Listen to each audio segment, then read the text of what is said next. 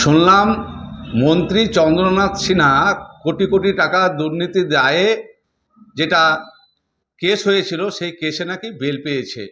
আমরা বাংলার মানুষ কত অভাগা, কোটি কোটি টাকা যারা মেরে ফাঁক করে দিচ্ছে তারা যদি বেল পায়, তাহলে তৃণমূলের বিভিন্ন নেতা আরও সাহস পেয়ে গেল আজ থেকে যে কোটি কোটি টাকা আমরা যতই দুর্নীতি করি, যতই লোকের মেরে খাই, আমরা ইডি সিবিআইকে দিয়ে চার্জশিট করাতে পারলেই আমাদের বেলটা হয়ে যাবে। সাহস আরও অপার হয়ে গেল।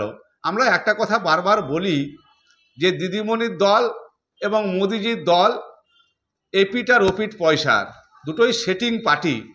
নইলে দিদিমণি যে মোদিকে বিধানসভায় চোর চোর বলে গালিগালাজ করলো, আপনি দেখলেন এখনো পর্যন্ত কিছু হলো না।